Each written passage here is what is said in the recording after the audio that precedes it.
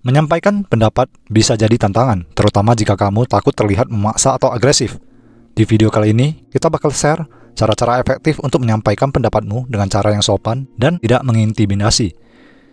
Jadi simak terus untuk belajar bagaimana cara berkomunikasi dengan lebih baik tanpa membuat orang lain merasa tertekan. Gunakan bahasa yang sopan dan tidak menuduh. Mulailah dengan menggunakan bahasa yang sopan dan hindari tuduhan langsung. Alih-alih mengatakan, kamu salah. Coba gunakan frasa seperti, menurut pandangan saya, atau saya merasa bahwa. Ini membantu menghindari kesan konfrontatif dan membuat orang lain merasa lebih nyaman mendengarkan pendapatmu. Fokus pada masalah bukan pada orangnya. Saat menyampaikan pendapat, fokuslah pada masalah atau situasi, bukan pada orangnya. Misalnya jika ada masalah dalam proyek kerja, bicarakan masalah tersebut secara spesifik dan cari solusi bersama, daripada mengkritik individu secara pribadi. Ini membantu menjaga diskusi tetap produktif dan menghindari konflik pribadi.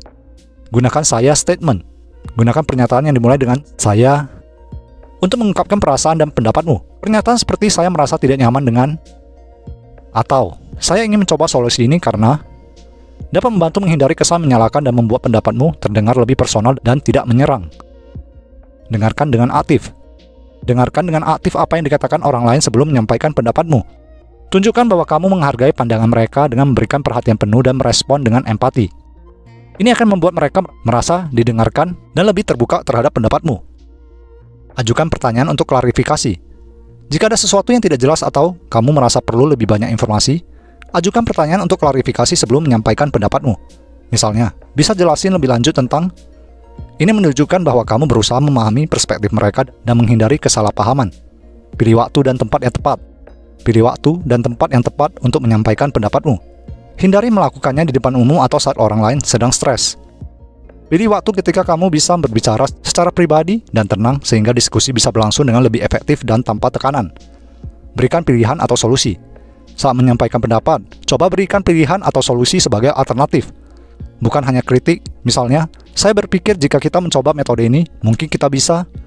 Dengan menawarkan solusi, kamu menunjukkan bahwa kamu berpikir konstruktif dan ingin membantu memperbaiki situasi. Kesimpulan dan penutup. Jadi itu dia cara-cara menyampaikan pendapat tanpa terlihat memaksa atau agresif. Dengan menggunakan bahasa yang sopan, fokus pada masalah, menggunakan saya statement, mendengarkan aktif, mengajukan pertanyaan, memilih waktu yang tepat dan memberikan solusi. Kamu bisa berkomunikasi dengan lebih efektif dan menjaga hubungan baik dengan orang lain. Semoga tips ini bermanfaat dan membuat kamu lebih percaya diri dalam menyampaikan pendapat. Jangan lupa untuk like, share, dan subscribe kalau kalian suka dengan konten seperti ini.